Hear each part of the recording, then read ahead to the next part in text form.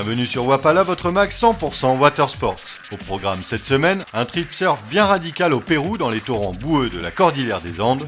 On poursuit le voyage avec un road trip stand-up paddle en camping-car de luxe avec Monsieur Robinesh. Mais on part tout de suite sur l'île de Maui à Hawaï pour suivre le windsurfer Robbie Swift affronter la vague géante de Jaws.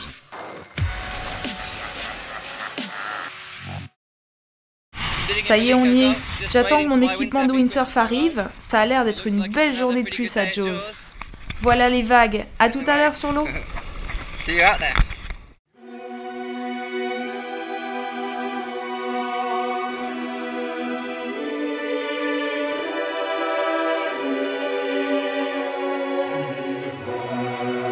On vous en parlait il y a quelques semaines. Décidément, le windsurfer anglais Robbie Swift n'en finit plus de rider du gros. Désormais, à l'affût de la moindre alerte, il prépare son jet et ses boards direction la plus grosse vague de Maui. Une longue mise en place et préparation est nécessaire avant d'affronter le monstre. Mais ce temps n'est pas perdu, il permet aux riders de se préparer mentalement au face-à-face qui aura lieu dans quelques minutes.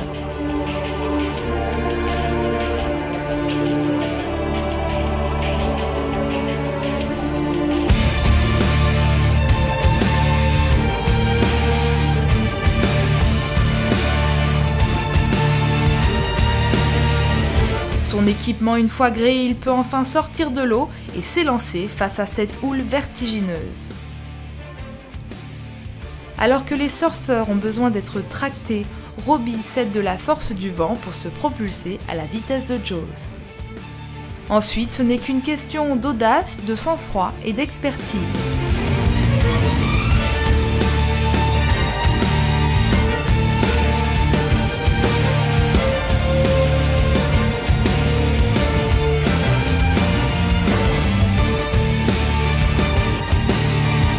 Ce jour-là, il n'est pas seul sur l'eau et s'offre même quelques rides en duo avec les Seaver.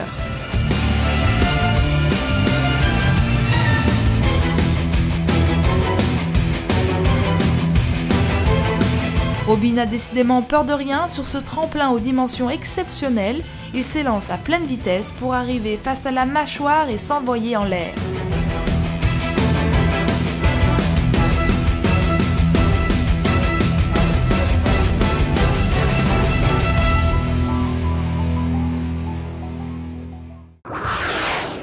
On part au pays des Incas pour un trip surf insolite au Pérou dans les torrents boueux et surpuissants de la Cordillère des Andes.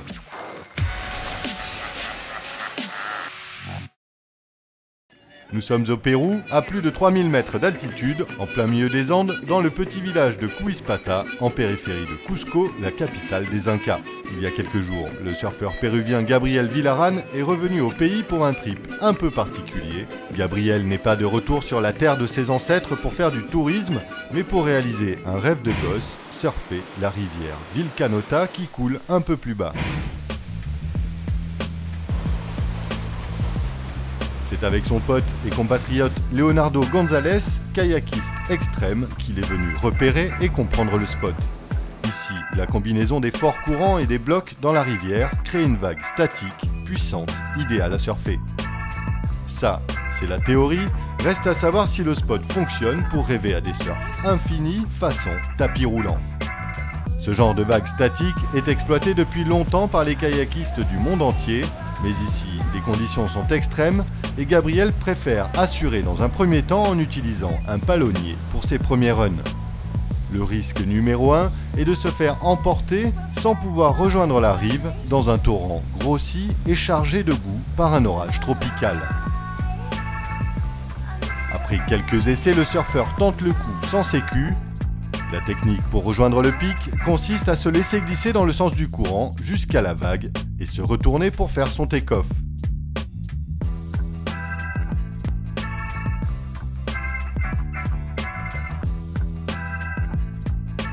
Une fois debout, la technique et l'instinct du surfeur reprennent leurs droits. Gabriel peut s'offrir des rollers à l'infini jusqu'à plus soif.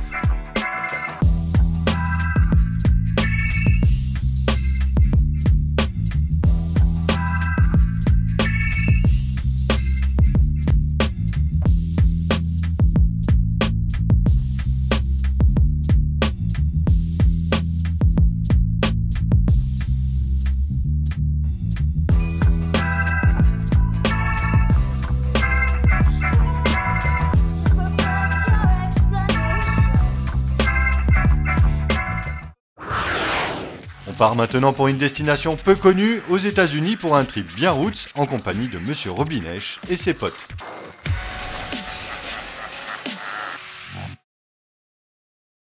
Robinèche à la bougeotte, il voyage depuis plus de 40 ans autour du monde en trip ou en compétition. Cette fois-ci, il a décidé d'organiser un trip stand-up paddle un peu décalé pour découvrir la côte nord-ouest des États-Unis.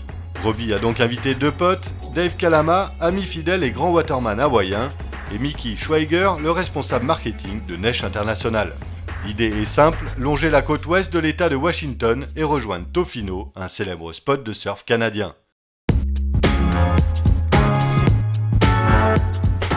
Un trip de 2600 km avec pour seul objectif, profiter de la nature à 100% et se mettre à l'eau dès que les conditions sont bonnes.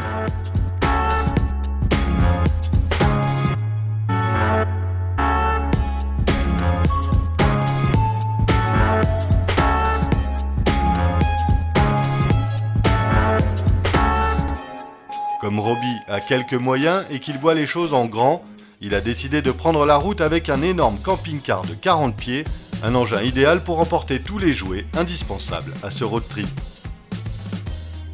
Comparé aux conditions rencontrées par les Hawaïens chez eux, les vagues de la Washington Coast peuvent laisser à désirer, mais quand on voit la joie des trois compères de se retrouver à l'eau ensemble, on se dit que l'important c'est moins la qualité du surf que le partage d'une session entre potes.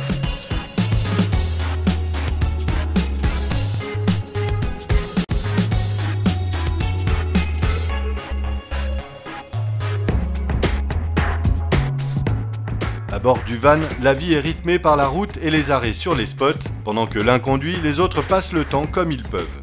Mais le point culminant du trip est sans conteste la balade à la rame à Tofino et la rencontre incroyable avec des ours bruns. Après avoir surfé Jaws, la vague la plus grosse du monde, Robbie et ses potes ne s'attendaient pas à tomber nez à nez avec ce genre de bestiaux. Remarquez, il fallait bien une petite montée d'adrénaline pour ces surfeurs d'eau plate partis se balader en simple jean. Ça fait du bien de voir des riders de renom revenir aux sources avec un trip simple en camion. Bref, le bonheur est dans le camping-car, alors tous à vos glacières et à la semaine prochaine.